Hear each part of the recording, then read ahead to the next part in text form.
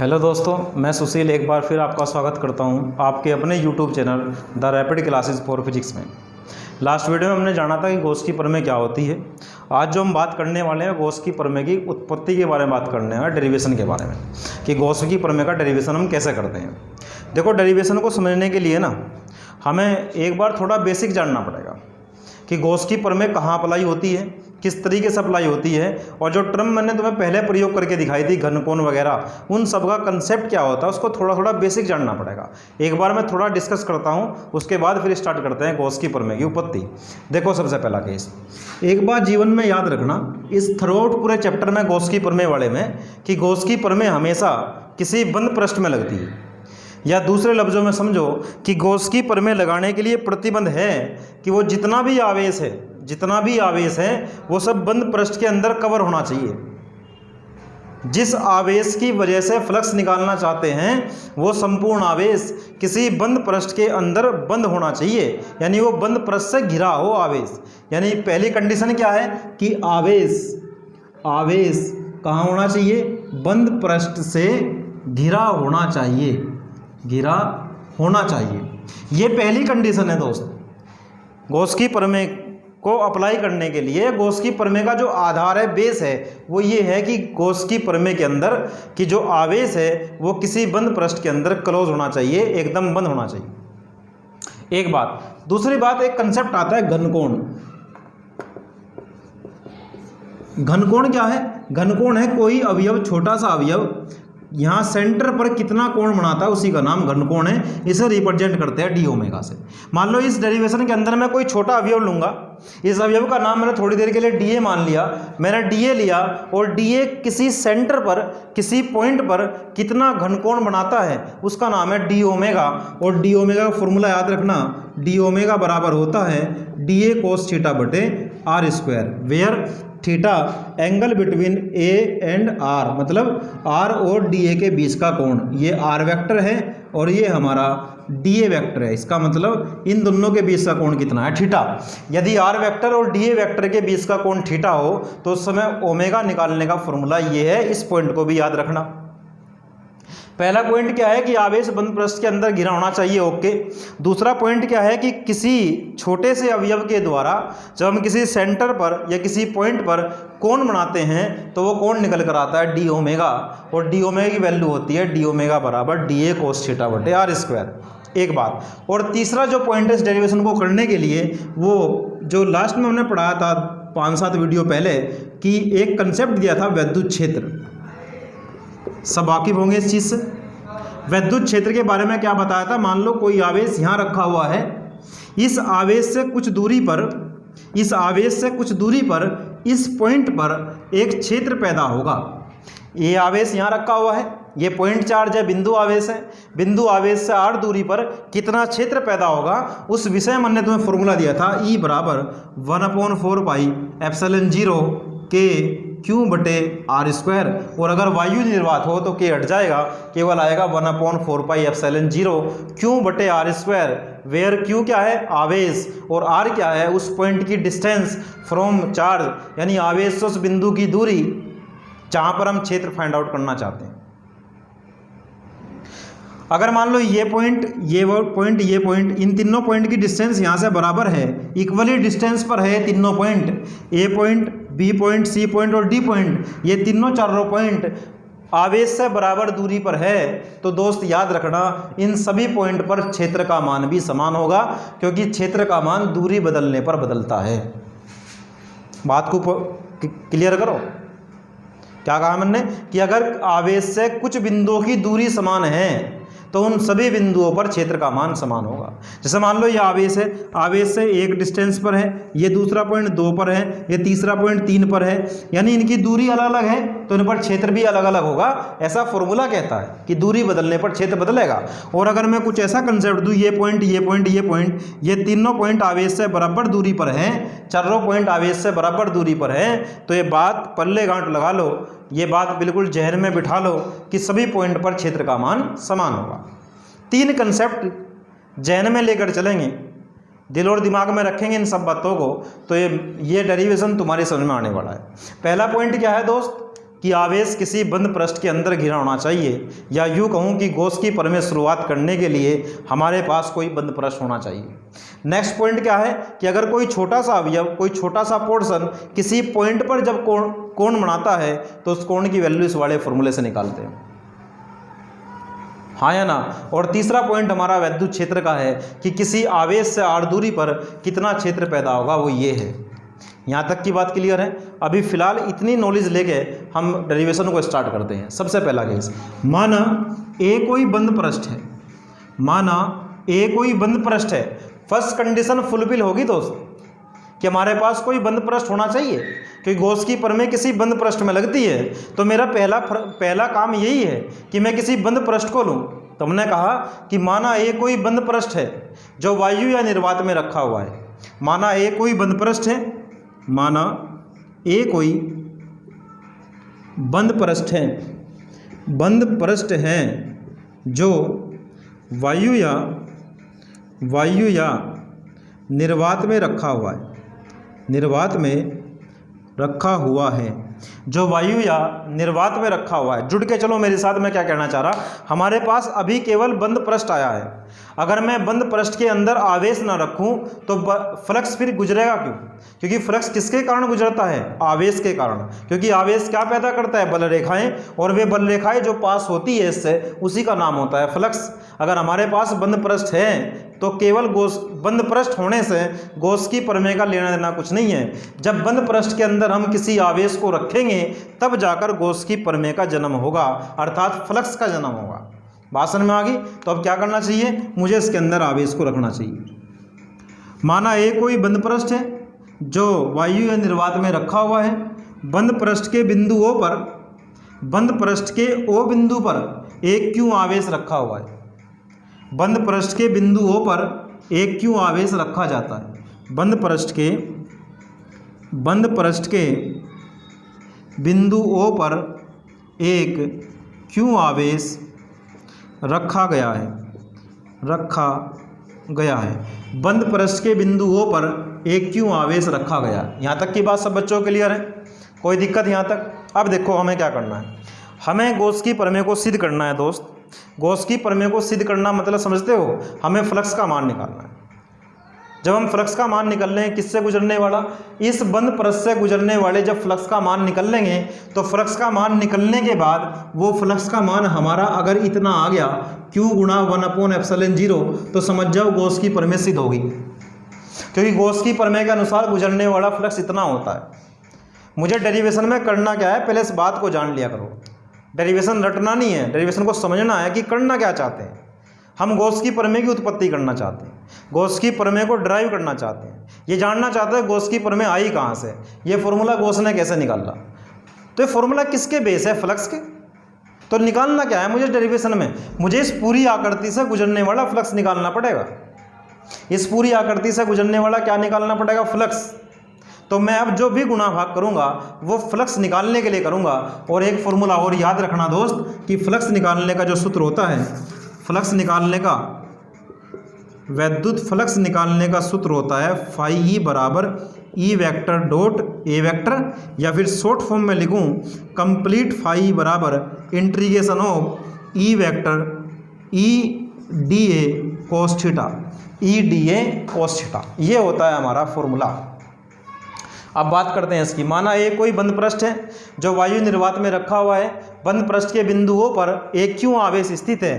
क्यों आवेश से आर दूरी पर, क्यों आवेश से आर दूरी पर पृष्ठ का कोई बिंदु P है। क्यों आवेश से आर दूरी पर पृष्ठ का कोई बिंदु P है। क्यों आवेश से आर दूरी पर पृष्ठ का कोई बिंदु P है। क्यों आवेश से आर दूरी पर पृष्ठ का कोई बिंदु P है। क्यों आवेश से आर दूरी पर पृष्ठ का कोई बिंदु P है। पहले बताओ इतना मैटर समझ में आ गया सब? क्लियरिटी आ रही है यहाँ तक सब बच्चों को कि क्यों आवेश से आर दूरी पर पृष्ठ का कोई बिंदु P है। अब देखो सब बच्चे ध्यानपूर्वक मेरी बात सुनेंगे। फ्लक्स निकालने के लिए मैंने तुम्हें बताया था कि फ्लक्स निकालने का फॉर्मूला क्या होता है। फ्लक्स निकालने का फॉर्मूला होता है E vector A vector cos theta, यानी ई ए कोस थीटा। लेकिन ये फॉर्मूला कब लगता है दोस्त? ये तब लगता है जब हमारा जो पृष्ठ हो वो समतल हो। पृष्ठ कैसा हो? समतल। और मैंने तुम्हें समझाया था कि अगर आकृति अनियमित हो तो उसका एक छोटा सा अवयव लेते हैं। अगर आकृति अनियमित हो, अगर हमारा पृष्ठ अनियमित हो तो फिर फ्लक्स निकालने का मेथड थोड़ा बदल जाता है। अगर हमारा पृष्ठ पहले से ही समतल हो, अगर हमारा पृष्ठ पहले से ही समतल हो तो ये फॉर्मूला लगा देते हैं। और यदि हमारा पृष्ठ अनियमित आकृति का हो तो उसका सॉल्यूशन मैंने तुम्हें बताया था लास्ट वीडियो में कि उसका एक छोटा सा अवयव लेते हैं। इस छोटे से अवयव को क्या काउंट कर लेते हैं कि ये समतल पृष्ठ है। इस अवयव से गुजरने वाला क्या निकालते हैं? फ्लक्स। अवयव से गुजरने वाला जो फ्लक्स होगा, अवयव से गुजरने वाला जो फ्लक्स होगा उस फ्लक्स का मान होगा डी फाई। छोटा सा फ्लक्स, कंप्लीट फ्लक्स तो फाई ही होता है, लेकिन मैंने इसका एक छोटा सा अवयव लिया, छोटे से पोर्शन से गुजरने वाला फ्लक्स निकल रहा, वो होता है डी फाई। उसका फॉर्मूला होता है ई डी ए कोस थीटा, जहाँ इसका क्षेत्रफल कितना है? D A. और जब मैं कंप्लीट निकालना चाहता हूँ, टोटल फ्लक्स निकालना चाहता हूँ, तो उसका प्रोसेस बड़ा सिंपल है। इसका समाकलन कर दो, इसका इस डी फाई का क्या कर दो? समाकलन। तो डी फाई का समाकलन करते ही हमें टोटल फाई निकल जाना है। सेम यहाँ मैं क्या निकालना चाहता हूँ? इस बंद आकृति से फ्लक्स। ये बंद आकृति कैसी है? अनियमित। तो मुझे क्या करना पड़ेगा? इसका एक छोटा सा अवयव लेना पड़ेगा। फिर क्या करना पड़ेगा? इस अवयव से गुजरने वाला फ्लक्स निकालना पड़ेगा। फिर उस फ्लक्स का अगर मैं कर दूं समाकलन तो टोटल फ्लक्स आ जाएगा। और यदि वो टोटल फ्लक्स इस मान के बराबर आ गया तो आज गॉस की प्रमेय सिद्ध हो जाएगी। बात समझ में आ रही कि नहीं आ रही? एक बार दोबारा रिपीट कर रहा मैं, डेरिवेशन की प्लानिंग को समझा करो। हम क्या निकालना चाहते हैं इससे? फ्लक्स। फ्लक्स निकालने के लिए हमने इस आकृति को ध्यानपूर्वक देखा। क्या ये समतल है? ये समतल नहीं है। फिर कैसी है? ये आकृति अनियमित है। और अनियमित आकृति की प्रॉब्लम को सॉर्ट आउट करने का तरीका क्या है दोस्त? कि उसका एक छोटा सा अवयव लो, इस पृष्ठ का एक छोटा सा अवयव लो, इस अवयव का नाम लो डी ए। अब इस अवयव से गुजरने वाला फ्लक्स निकाल लो, उसका नाम है डी फाई। और जैसे डी फाई आएगा उसका समाकलन कर दो। डी फाई का समाकलन करते ही रिजल्ट आ जाएगा टोटल फ्लक्स। अगर टोटल फ्लक्स इतना आया तो फिर हो जाएगी गॉस की प्रमेय की उत्पत्ति। प्लानिंग समझ में आ गई? ओके, एक बार मैं शुरू से शुरू करता हूँ। माना एक कोई बंद पृष्ठ है जो वायु निर्वात में रखा हुआ है। बंद पृष्ठ के अंदर बिंदुओं पर एक क्यू आवेश स्थित है। आवेश से आर दूरी पर पृष्ठ का कोई बिंदु P है। P के चारों ओर पृष्ठ का एक अति सूक्ष्म अवयव dA लेते हैं। P के चारों ओर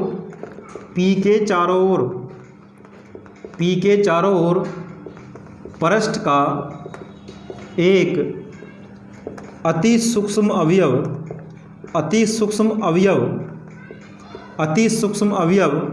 dA लेते हैं। क्यों लिया dA? क्योंकि dA से गुजरने वाला फ्लक्स निकाल लूंगा, उसका नाम क्या होगा? डी फाई, इसलिए dA लेते हैं। यह इतना सूक्ष्म है कि इसके प्रत्येक बिंदु पर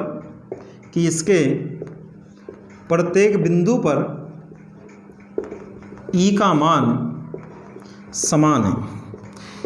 यह इतना सूक्ष्म है कि इसके प्रत्येक बिंदु पर E का मान समान है। क्यों कह रहा मैं ऐसा? क्योंकि यहाँ से इस पॉइंट की दूरी, यहाँ से इस पॉइंट की दूरी, यहाँ से इस पॉइंट की दूरी, सभी बिंदुओं की दूरी बराबर है। और कुछ समय पहले मैंने तुम्हें भी बताया था कि दूरी ना बदले तो प्रत्येक बिंदु का क्षेत्र भी समान होगा।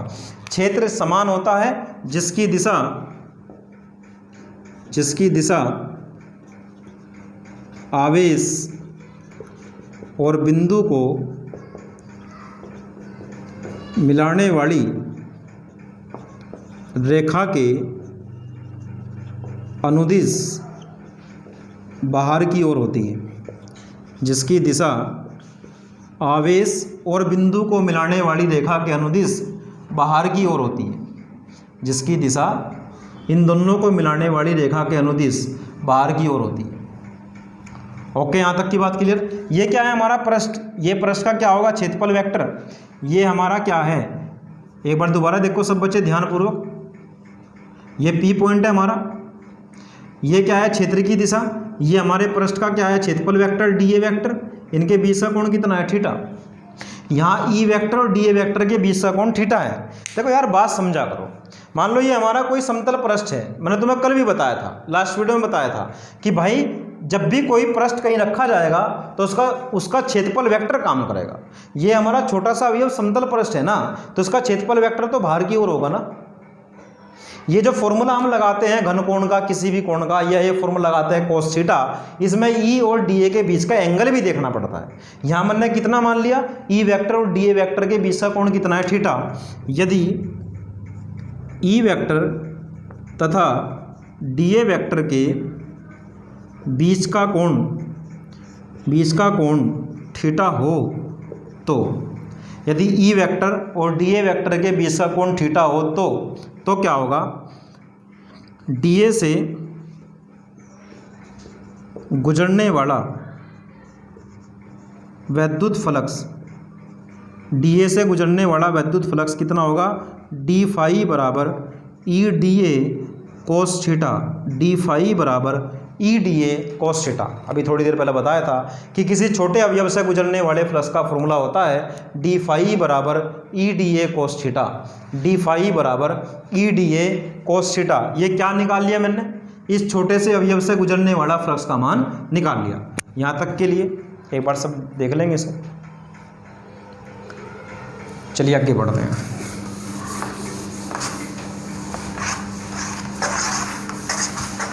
बेटा प्लानिंग देखा करो, प्लानिंग क्या है, प्लानिंग है इस पृष्ठ से गुजरने वाले फ्लक्स को निकालने की।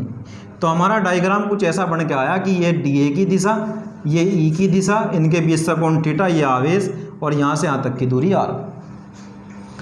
क्लियर है यहाँ तक की सबको बात। अब जो ये अवयव है, ये अवयव इस पॉइंट पर कितना घनकोण बनाता है, उस घनकोण का नाम है डी ओमेगा। इस घनकोण का नाम क्या है, डी ओमेगा। बात क्लियर है यहाँ तक की। अब देखो सब बच्चे बोर्ड पे हमने क्या निकाला, हमने निकाल लिया डी फाई। डी फाई बराबर क्या है, ई डी ए कोस थीटा, समीकरण नंबर 1। अब इस क्यों आवेश के कारण इस बिंदु पर क्षेत्र, क्यों आवेश के कारण पी पर क्षेत्र, थोड़ी देर पहले ही फॉर्मूला पढ़ाया था कि कोई आवेश अपने से r दूरी पर कितना क्षेत्र पैदा करता है, उस क्षेत्र का फॉर्मूला होगा E बराबर 1/4πε0 Q बटे r स्क्वायर। ये वैल्यू यहाँ पुट कर दो। E का मान समीकरण 1 में रखने पर तो क्या आ गया हमारा, डी फाई बराबर E की जगह 1/4πε0 Q बटे कितना r स्क्वायर इंटू डी ए कोस थीटा। डी फाई बराबर 1/4πε0, इस क्यू को यहाँ लिखो, मल्टीप्लाई डी ए कोस थीटा बटे are square, D A cos theta बटे आर स्क्वायर। ये क्यों लिखा मैंने, ये इसलिए लिखा क्योंकि मैं तुम्हें थोड़ी देर पहले बताया था कि कोई छोटा सा अवयव किसी पॉइंट पर जो कोण बनाता है उसका नाम होता है घनकोण, और घनकोण का फॉर्मूला होता है डी ओमेगा बराबर D A cos theta, D A cos theta बटे आर स्क्वायर। मुझे ऐसा कुछ बनता यहाँ दिखाई दे रहा था कि डी ए कोस थीटा के बटे में अगर आर स्क्वायर लिख दूँ तो ये घनकोण का रूप धारण कर लेगा। तो मैं यहाँ लिखना पड़ेगा, जहाँ डी ए कोस थीटा बटे आर स्क्वायर अवयव डी ए द्वारा ओ पॉइंट पर, ओ बिंदु पर बनाया गया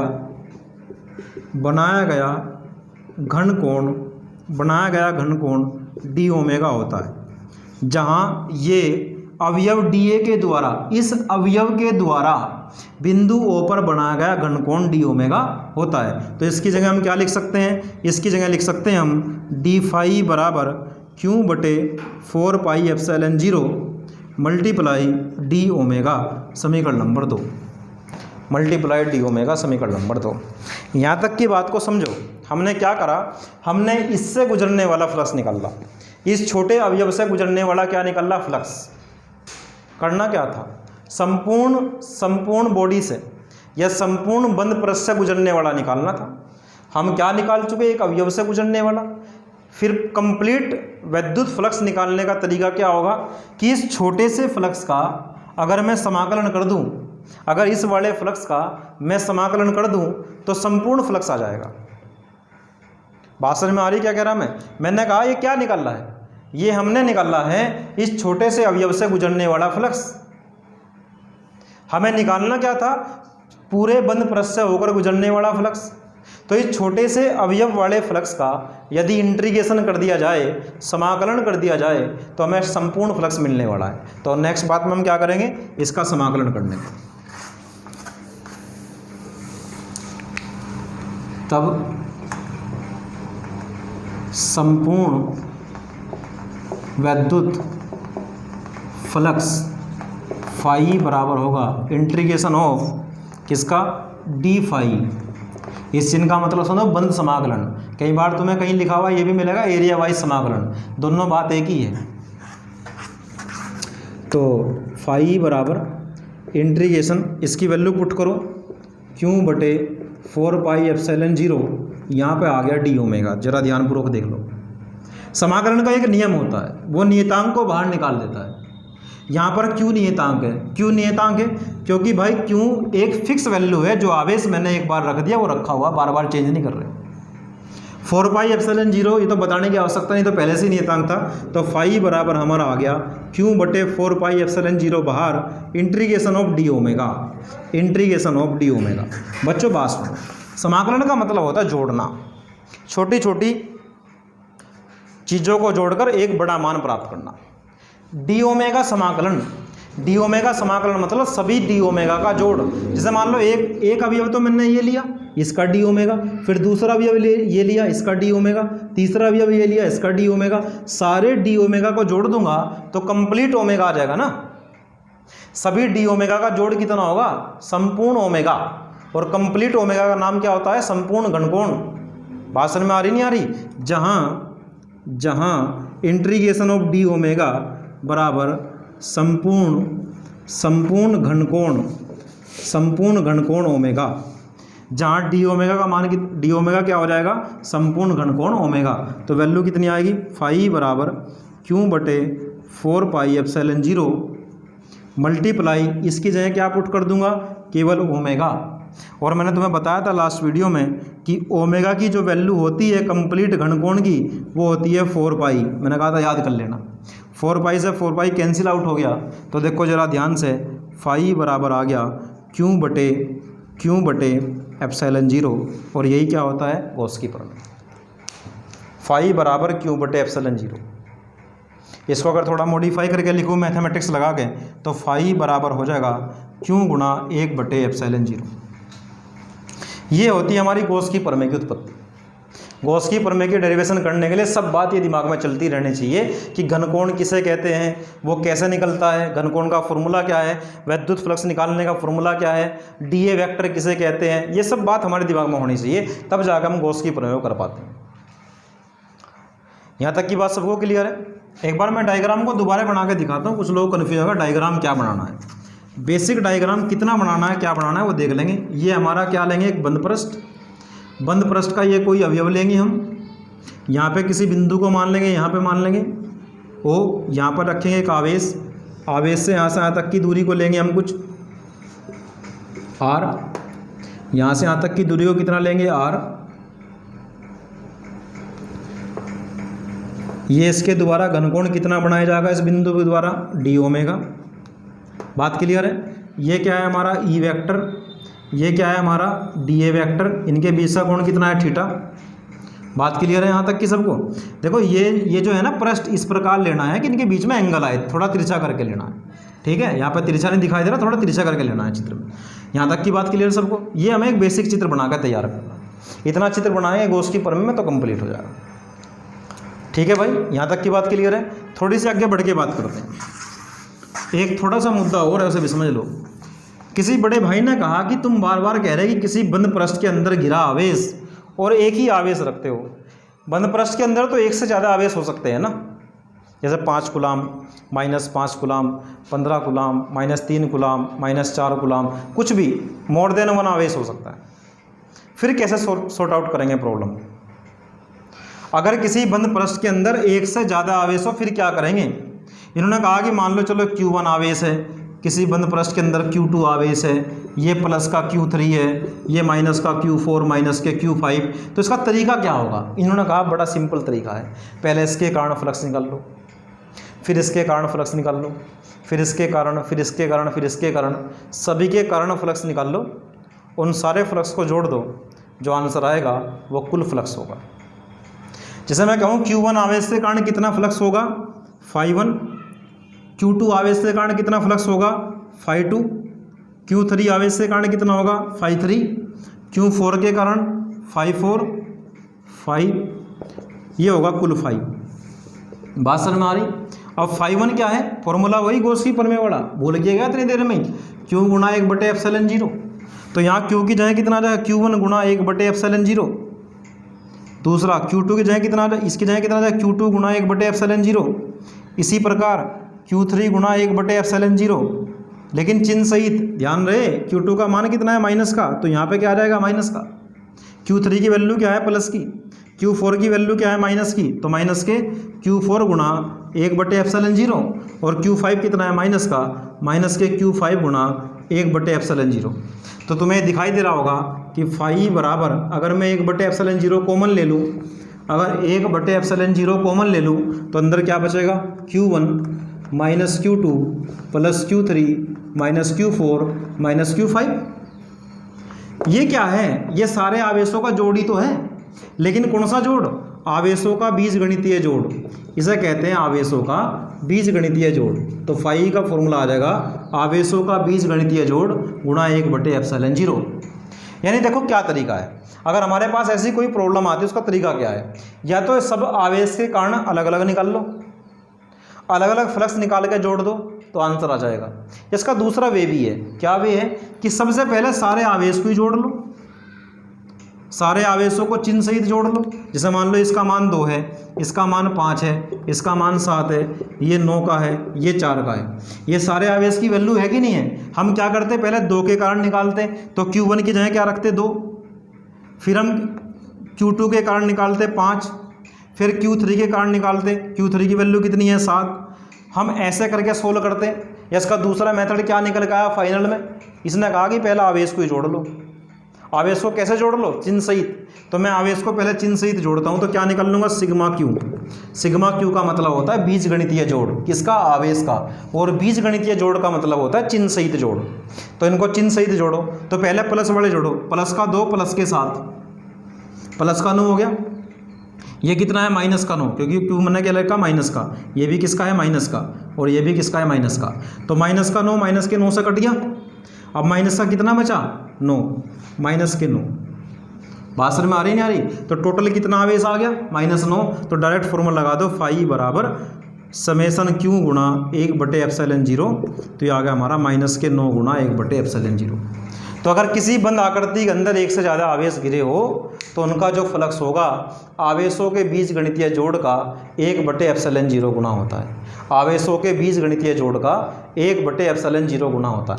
ये बात हमें न्यूमेरिकलों में काम आने वाली है, इसलिए मैंने तुम्हें इस बात को क्लियर करके बताया कि अगर किसी बंद पृष्ठ के अंदर 2-4 आवेश हो तो फिर क्या होगा। जैसे एक न्यूमेरिकल बहुत ज़्यादा पूछा जाता है, जैसे मान लो इसके अंदर लिखा हुआ है -2 माइक्रोकूलम और +2 माइक्रोकूलम। अब वो पूछने लगा कि भाई बताओ कितना फ्लक्स गुजरेगा। तुम तो आवेश देख के एकदम गॉस की प्रमेय लगाओगे कि आवेश का मान दे रखा, गॉस की प्रमेय लगा दो। गॉस की प्रमेय क्या है, गॉस की प्रमेय है Q गुणा 1/ε0। समझ रहे कि समझ रहे हैं। लेकिन इसका तरीका क्या है, मैंने बताया तुम्हें भी थोड़ी देर पहले कि सबसे पहले टोटल आवेश निकाल लो। देखिए टोटल आवेश कितना है, 2 और 2 0। तो आवेश तो 0 हो गया ना, तो फ्लक्स गुजरने का ही नहीं, आ रही नहीं बात सर में। तो जब किसी बंद आकृति के अंदर ज़्यादा आवेश घिरे होते हैं तो एक काम करो, सारे आवेशों को जोड़ लो। उस सारे आवेशों को जोड़ कैसे करना है, बीजगणितीय चिन्ह सहित जोड़ लो, और चिन्ह सहित जोड़ने के बाद जो आवेश आएगा उस अकेले आवेश में फिर गॉस की प्रमेय लगाओ। क्लियरिटी आ गई होगी यहाँ तक की। ओके, आगे बढ़ते हैं। एक बहुत ही महत्वपूर्ण पॉइंट है, बस उसे और देख लो।